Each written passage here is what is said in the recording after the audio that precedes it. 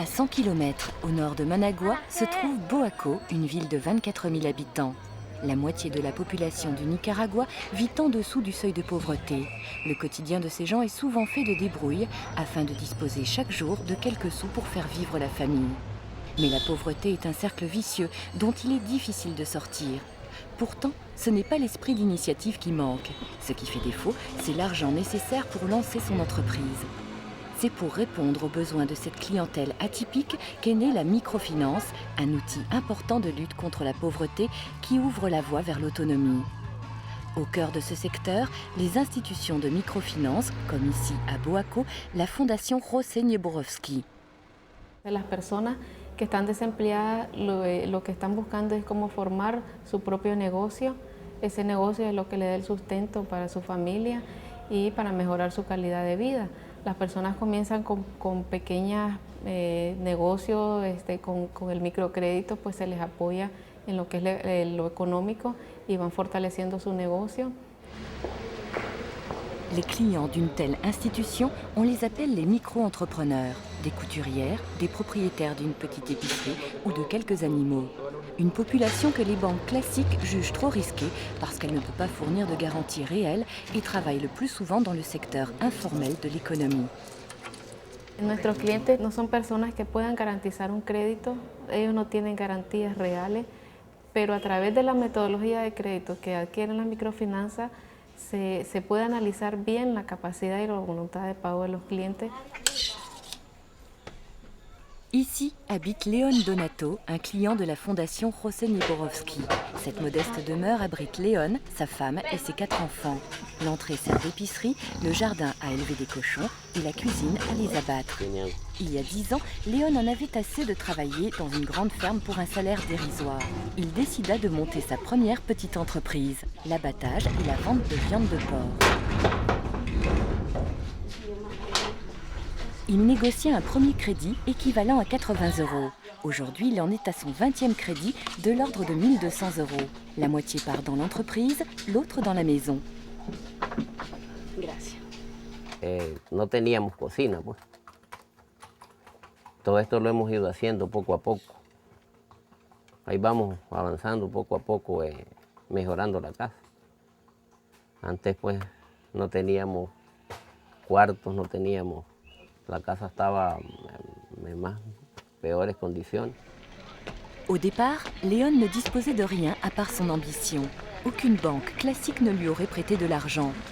Il s'est donc adressé à la Fondation. Pour juger de la qualité d'un client, les institutions de microfinance réalisent une enquête de terrain. Il s'agit de scruter la volonté à travailler du client potentiel et de connaître sa culture de paiement. Por ejemplo, un crédito de 5.000 córdobas a un microempresario de comercio, los requisitos son sencillos, ¿verdad? Le solicitamos la cédula del deudor y del fiador, solicitamos los recibos del agua, de la luz, del teléfono, de los servicios básicos. Si la persona renta local, no tiene casa propia, le pedimos los recibos. ¿Para qué le pedimos esos recibos? Para saber si realmente estamos ante un cliente de que le gusta pagar, pues que tiene cultura de pago. En microfinance, la volonté de payer d'un client est plus importante que les garanties matérielles qu'il pourrait fournir. Léon Donato a cette culture. En 10 ans, son entreprise, comme sa maison, ont grandi. Au commerce de la viande s'est ajoutée l'épicerie. Typique pour la microfinance, toute la famille participe. Ainsi, les enfants, avant d'aller à l'école, passent par le marché pour vendre la viande du matin.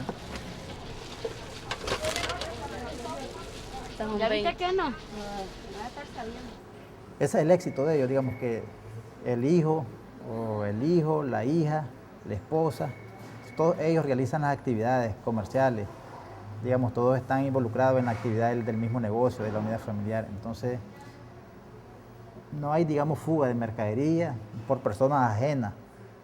¿Ve? Entonces, eso lo hace al microempresario ser exitoso, digamos, porque ellos son los que están, digamos, administrando su propio negocio. No hay personas ajenas en administrar su negocio. Y tienen, como dicen, un arte de administración, un arte empírica, digamos. Une fois par mois, Léon Donato se rend à la Fondation pour rembourser son crédit de 1 200 €. Avec un taux d'intérêt à 34%, il rembourse chaque mois 50 euros. Ce taux, assez élevé, est habituel pour la microfinance. Ceci s'explique par le fait que les coûts pour accorder de si petits crédits sont proportionnellement élevés. Entre des banques qui ne veulent rien lui prêter et des usuriers qui pratiquent des taux de 100% à 200%, le choix de León Donato est vite fait.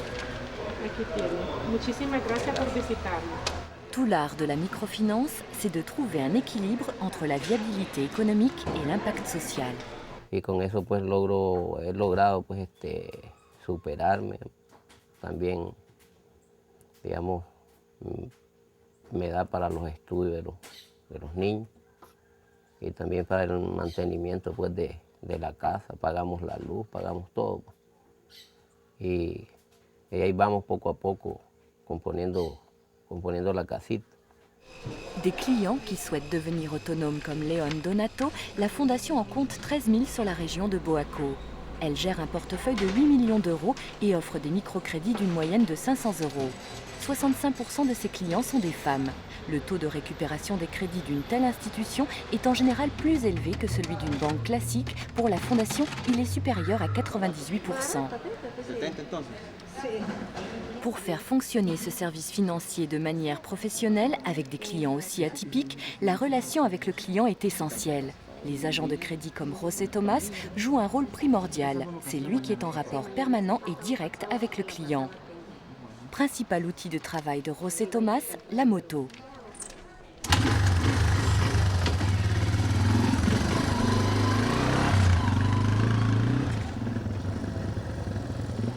Régulièrement, il va visiter ses clients dans les coins les plus reculés de la région. Une de ses clientes, Doña Juana, aimerait un crédit supplémentaire pour cette époque de l'année. Porque viene la fecha de diciembre y entonces uno mete más mercadería porque el cliente busca más. Lo que estoy haciendo, lo que tengo que ver es a ver si han variado. Sí. Las ventas semanales, si han subido o han bajado o se encuentran estables. Entonces, con relación al último préstamo, a la fecha de hoy, están estables. Si une institution de microfinance fonctionne sur bien des aspects comme une banque classique, ce qui fait la différence radicale et le succès de la microfinance, c'est la relation de confiance entre clients et agents de crédit. Un métier de terrain qui demande un dévouement à 100%.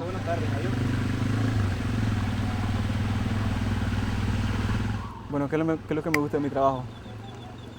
Bueno, lo principal que me gusta es que he conocido bastante gente. He hecho bastantes amistades por medio del trabajo. Además de eso, que este es un trabajo en realidad que ayuda a la gente más necesitada. De retour à la fondation, tous les agents font leur rapport au comité de crédit. C'est lors de ces réunions que se décide si un crédit est accordé ou non. L'opinion que l'agent a pu se faire sur le terrain est décisive. Su margen comercial es el 30%, su rentabilidad es 1.90 y su rotación de inventario de 0.63. Le suivi du client se fait à travers un système entièrement informatisé. Si l'avis du comité est positif, le crédit s'octroie rapidement. Le dossier passe au département légal et le chèque est émis dans les 24 heures. Pour se développer, les institutions de microfinance comme les micro-entrepreneurs ont besoin de ressources. À leur tour, ces institutions empruntent de l'argent auprès d'organisations de développement, de banques classiques et d'investisseurs. Axel Deville représente ADA, Appui au développement autonome, une ONG luxembourgeoise spécialisée en microfinance. Aujourd'hui, les investisseurs, quand ils voient des institutions telles que Nieborowski, ils voient qu'il y a un rendement possible, ils sont intéressés par le rendement financier et ils se rendent compte qu'en investissant dans la microfinance, il y a également un rendement social. Et c'est ce double rendement qui intéresse aujourd'hui de plus en plus d'investisseurs socialement responsables. Fondée en 1993, la Fondation mobilise aujourd'hui des ressources commerciales qui sont disponibles pour des milliers de clients et ce, de façon durable. C'est un des rôles d'ADA d'accompagner ces institutions vers une maturité professionnelle. Au cœur de l'Europe, la place financière du Luxembourg est le lieu idéal pour une ONG comme ADA qui cherche à créer un lien entre le marché des capitaux et le monde de la microfinance. ADA, c'est d'abord LuxMint, un programme géré comme un fonds pépinière pour renforcer des institutions de microfinance. Financé initialement par le ministère des Affaires étrangères, LuxMint diversifie de plus en plus ses ressources, entre autres grâce au secteur bancaire luxembourgeois. La microfinance est à cheval entre l'aide au développement, la lutte contre la pauvreté et le secteur financier. On parle de services financiers pour lutter contre la pauvreté.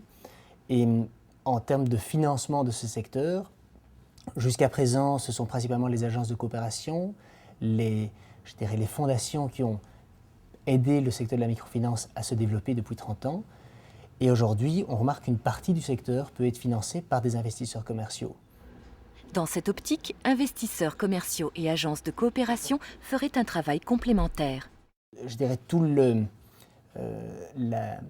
la part du secteur de la microfinance qui peut être prise en charge, qui peut être financée par des investisseurs commerciaux, quels qu'ils soient, eh bien, ça laissera d'autant plus de possibilités pour les fonds publics, pour les agences de coopération, pour les ONG telles que ADA, de travailler sur la partie plus difficile du secteur de la microfinance, innover, aller essayer d'encourager les institutions de microfinance à aller dans des zones qui aujourd'hui ne sont pas encore couvertes. L'innovation au sein d'ADA, c'est le CEREM qui s'en occupe, le Centre de recherche en microfinance. À travers l'Internet, diverses publications et une bibliothèque, le CEREM met en rapport les différentes expériences en microfinance à travers le monde.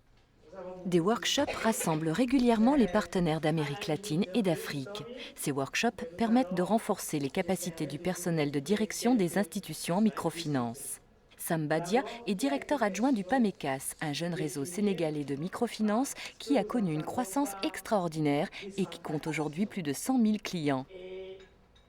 On vient d'avoir juste une décennie et par rapport à ça, cet séminaire présente une opportunité du fait que ça nous permet d'anticiper les difficultés auxquelles on devrait être confronté si on ne maîtrise pas la croissance, si on ne gère pas de façon rationnelle cette croissance. Mais le CEREM va plus loin et met en chantier des projets pilotes. Pourquoi? Parce que le secteur de la microfinance est un secteur jeune, qui est encore en pleine évolution, en recherche, et l'on pense qu'à travers l'expérimentation de projets particuliers sur des cibles ou des types de produits bien précis, ça permettra de pouvoir décupler le développement de ces institutions de microfinance en essayant de capter une nouvelle clientèle ou en mettant en place de nouveaux produits spécifiques qui répondent le mieux aux aspirations, des besoins des clients de ces institutions. Innover et tester de nouveaux produits de crédit, de micro-assurance ou de transfert d'argent est donc essentiel pour mieux répondre aux besoins de la clientèle pauvre. Un de ces projets pilotes est le projet d'insertion professionnelle de jeunes artisans à Dakar. En Afrique de l'Ouest, la microfinance fonctionne de manière sensiblement différente qu'en Amérique latine. Bien souvent, le crédit et l'épargne sont étroitement liés. Ceci montre que pour les pauvres, comme pour tout le monde d'ailleurs, le besoin de l'épargne est tout aussi important que le besoin de crédit. Les clients d'une institution de microfinance au Sénégal doivent d'abord ouvrir un compte épargne avant de pouvoir solliciter un crédit. Un apport personnel de 15 à 25% leur est demandé, ce qui exclut d'office toute une partie de la population active du processus de microfinance. Les jeunes, par exemple, qui ne peuvent pas se lancer dans la vie active faute de financement. Donc vous êtes sans ignorer que le Sénégal est un pays où il y a un nombre important de jeunes et qu'en dehors de ces jeunes, c'est des jeunes souvent qui ont des qualifications professionnelles, c'est des jeunes diplômés et ont des problèmes d'insertion sur le monde de l'emploi. Idrissa, Pape et Eladj ont suivi une formation en cordonnerie au centre de formation artisanale de Dakar. Ensemble, ils ont décidé de créer une entreprise. S'installer comme cordonnier nécessite la location d'un atelier, l'achat de machines, d'outils, de matières premières et de formes pour la fabrication des souliers.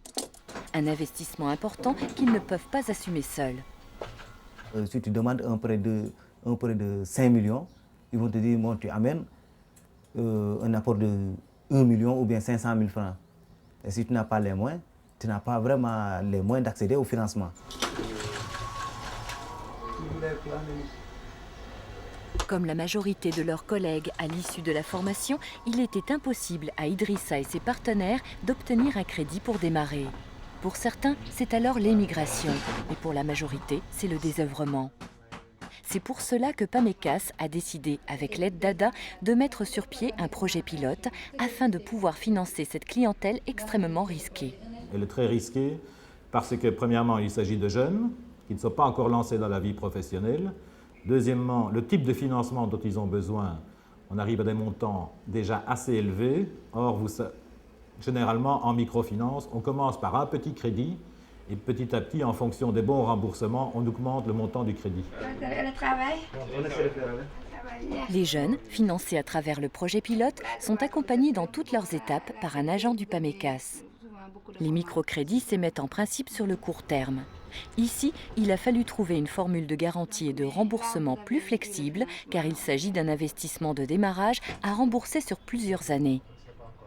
Il faut trouver un différé, parce que pour une activité donc, de micro-entreprise qui est mise en place et qui vient de démarrer, donc nécessairement, il faut un différé donc, de 3 mois pour leur permettre d'exercer l'activité, de mettre sur le marché le produit et de pouvoir rembourser. Donc, il y a eu des facilités par rapport aux apports, donc ils ne versent pas d'apport. En termes de garantie aussi, nous prenons le matériel donc, qui est acheté au niveau de l'équipement qui va constituer la garantie. Idrissa et ses partenaires peuvent tranquillement acheter de la matière première supplémentaire. Une grande commande de 200 paires de chaussures vient de rentrer. Grâce au crédit, ils sont maintenant en mesure d'accepter ce marché. L'idée de ce projet pilote est de tester un produit de financement des jeunes. Ce modèle serait par la suite répliqué à grande échelle en Afrique de l'Ouest, toujours dans le but de lutter contre la pauvreté. PAMECAS, dans sa mission première, c'est l'amélioration du bien-être économique et social. Donc le bien-être économique et social des populations, ça passe par toutes les tranches de la population, que ce soit des jeunes, des moins jeunes, des femmes. Bon, et que la promotion, je pense bien, des jeunes contribue énormément à l'amélioration du bien-être économique et social. D'autant plus que si l'on sait que les familles africaines sont très grandes et que souvent dans ces familles, il y a une seule personne qui a une activité pour supporter l'ensemble des dépenses au niveau de ces ménages. La microfinance met des moyens financiers à disposition de personnes démunies qui montrent d'elles-mêmes un certain esprit d'initiative. Ce n'est pas la solution miracle, mais elle parvient à concilier autonomie, efficacité, rentabilité et impact social pour réduire la pauvreté dans le monde. Idrissa, Pape, Eladj et Léon Donato travaillent chaque jour pour devenir plus autonomes. Pour eux, la microfinance est une chance. Comme des millions d'entrepreneurs de par le monde, ils ont plein d'idées pour construire leur avenir et celui de leur famille.